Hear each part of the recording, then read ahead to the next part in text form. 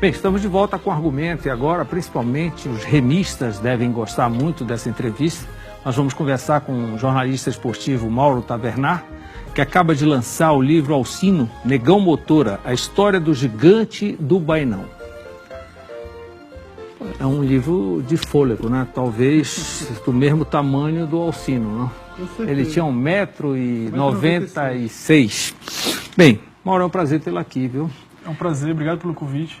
O que é que lhe levou, além da vontade de vir a ser escritor e mais focado, tematizado na área do esporte, pelo que a gente está vendo, o que lhe levou a se concentrar na figura do Alcino, já que ele foi um ídolo que depois fez todo um contraponto, né? Com certeza. Tudo o contrário do que um ídolo deveria fazer, não é verdade?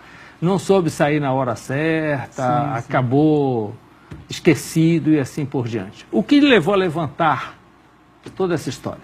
Bom, na verdade, eu morei um tempo na Inglaterra, entre 2015 e 2016, e lá eu percebi que eles valorizam muito, os clubes valorizam muito o passado, entendeu? As glórias, os títulos e os grandes ídolos. Coisa que aqui no Brasil não tem muito, entendeu? Por exemplo, o Newton Santos foi ganhar em 2013 só, do Botafogo, né? Uma estátua lá ele ganhou o nome do estádio Newton Santos e uma estátua dele. Então demorou muito tempo, né? O grande Newton Santos.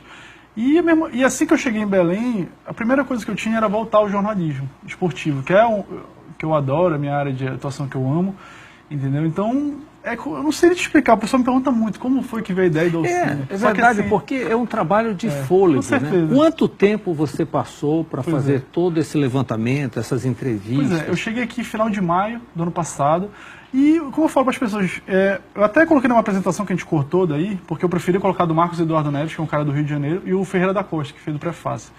Então, eu cheguei aqui numa segunda, mais ou menos, então na quarta-feira eu fui na Doca, dar uma caminhada, que eu estava meio gordinho, fazer exercício físico, e ver a ideia do livro, pronta na minha cabeça. Eu não sei explicar por quê, entendeu? Só que eu tinha uma dúvida entre o Alcino e o Quarentinha, entendeu? Porque o Quarentinha passou quase 20 anos no Paysandu, e o Alcino é o maior ídolo do Remo. Sim, você é remista, naturalmente isso aí assim, pontuou claro, a primeira escolha. Mas assim, eu sou profissional acima de tudo, entendeu? Então, se fosse o contrário, o Alcino fosse do Paysandu, eu faria o do Alcino. Eu escolhi o Alcino por causa você, garoto, jovem, acompanhou a trajetória dele no Remo? Não, eu tenho 28 anos apenas, entendeu? Então só eu tinha 2 falar. anos quando ele encerrou a carreira. Só que assim, as histórias dele são muito boas. Eu te entreguei o livro no sábado, né? Tu chegaste a ver a sessão dos causos dele? Te confesso que não deu para ler claro, tudo, né? Claro. Mas folhear, né? Muita coisa. Na verdade, eu comecei o livro, se puder mostrar, na seção dos causos dele, no final.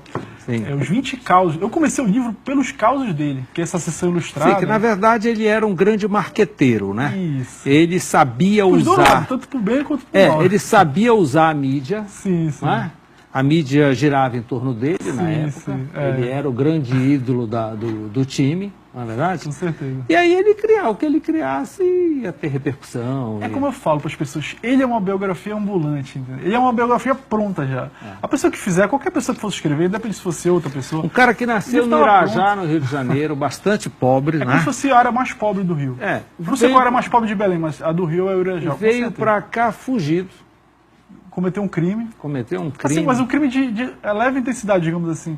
Sim. Ele assaltou um cara com uma arma de brinquedo. Ele não chegou a matar alguém, ou então. Foi um crime. Sim. Foi condenado. No ambiente dele, isso deveria ser comum e normal. Sim, né? sim, claro. E aí ele fugiu, na verdade.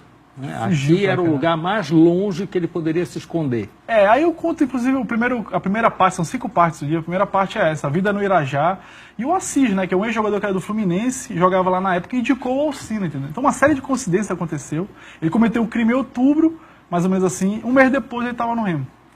Entendeu? Então eu conto toda a história, o Assis foi lá na casa dele, ele estava praticamente escondido, ele não podia sair.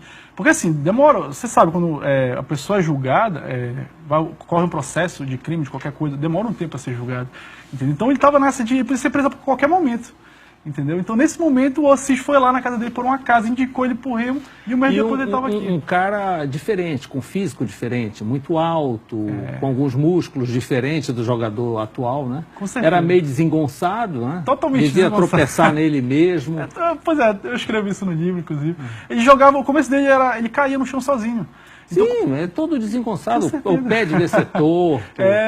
Então quando ele chegou no Remo, o pessoal falou, ele caía de 5 a 10 vezes por jogo, ele caía sozinho no pé dele, a bola nem tava com ele, caía no chão. Agora, para cabecear era tranquilo. O cara Com mais certeza. alto que toda a galera, ninguém chegava na altura dele. Ele tinha muitos recursos, entendeu? Ele era aquele falso lento, entendeu?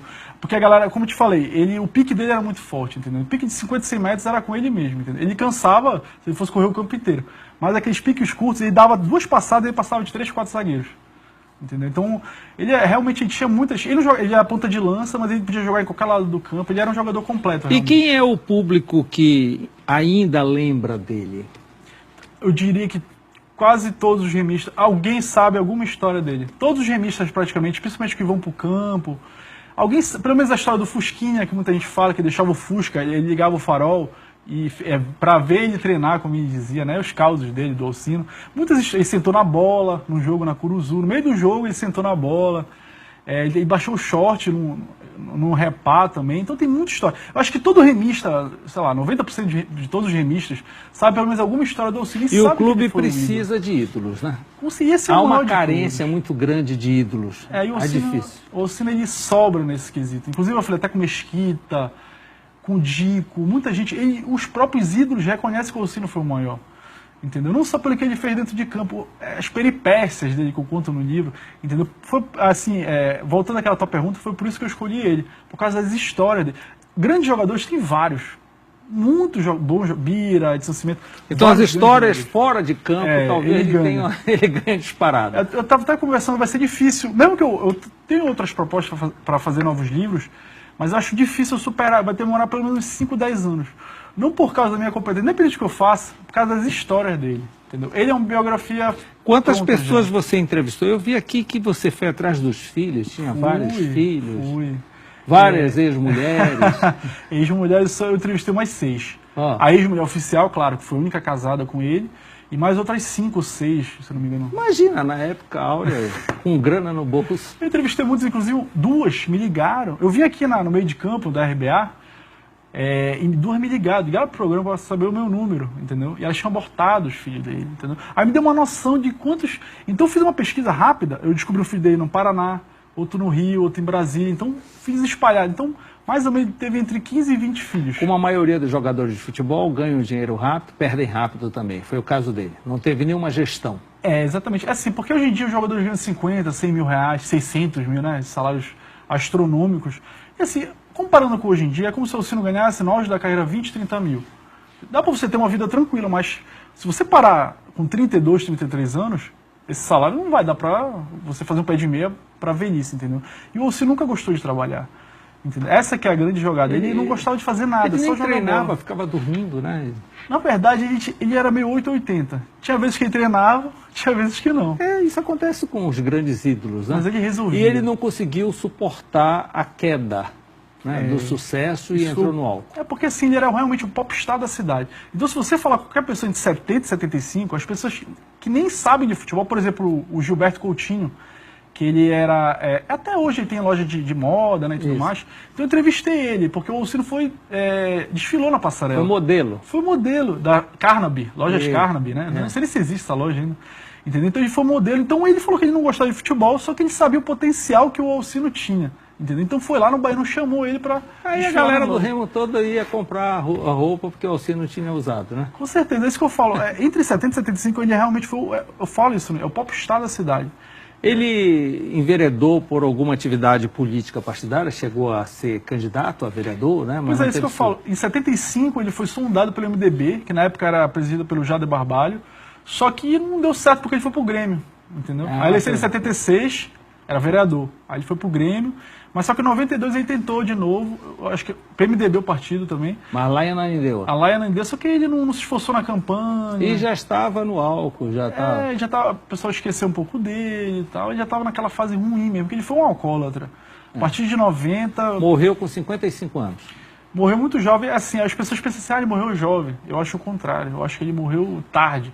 Porque pelas coisas que drogas... Ele dormia na rua, chegou a dormir na rua, entendeu? Então é uma parte bem difícil que eu tento suavizar no livro. Eu não minto aí. Não minto, essa é uma biografia sincera, entendeu? Só que Eu falo que ele dormia na sarjeta, que ele usava drogas, que ele bebia todo dia. Ele era tipo Garrincha. Se ele ficasse 5, 6 horas sem beber, ele se tremia todo. E isso é uma herança familiar. O pai dele, pelo que eu li aqui, também era já chegou a ler o livro, né? Bebia bastante. Ele era... O pessoal fala que... Lá no Irajá, eu entrevistei algumas pessoas, do Madureira também. O pessoal fala que o pai dele era boêmio, entendeu? Que fazia outras coisas ruins, dormia fora de casa e tudo mais, entendeu? Então talvez ele pode ter herdado do pai. Hoje em dia existem potenciais ídolos dessa natureza? Não, mais, não né? conheço. No Brasil eu não conheço. Aliás, é difícil ver no futebol.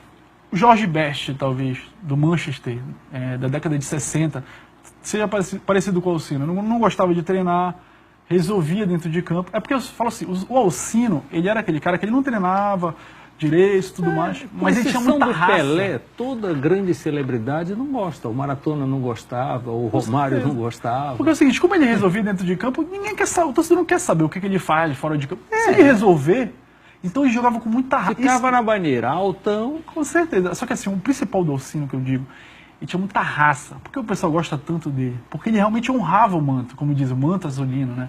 Ele jogava com muita raça, entendeu? Ele encorpava. Ele tinha jogos que ele era barrado pelo treinador, e ele entrava no segundo tempo, o time estava perdendo, e ele mudava o jogo. Os jogadores olhavam para ele, a torcida... Mauro, bem, esse livro é a sua estreia, né? Minha estreia. Sua estreia literária. O que vem ainda por aí? Bom, eu tô com muitas propostas, assim, pelo menos 5 assim, sondagens, entendeu? 2 praticamente. É uma edição própria, você é o próprio editor. Praticamente eu contratei equipe, terceirizei, né? Aliás, Estúdio Muirac e o meu editor e revisor Elvis Rocha fizeram um trabalho espetacular. Só que assim, cada fagulha que tem nesse livro aí foi minha ideia, a capa, todas as ideias que tem aí. Só que assim, eles transformaram em realidade, como as ilustrações, de editora que tem. Bem, onde está disponível? Onde está à venda? Está nas 11 lojas do Remo, inclusive na de Castanhal, e em breve... O Remo já tem 11 lojas? 10 em Belém e uma em Castanhal. Eu sabia que tinha muita, mas eu não sabia que eram tantas assim, né? São 11 lojas, eu já deixei em todas. E tem alguma... Você vai dar autógrafo em algum jogo, em um estádio? Eu acabei de voltar do Espaço Azulino, a gente fez um evento lá, sábado eu vou em Castanhal, de manhã, e aí eu vou começar Bragança, Mosqueiro, vou começar a divulgar o livro em outras cidades também.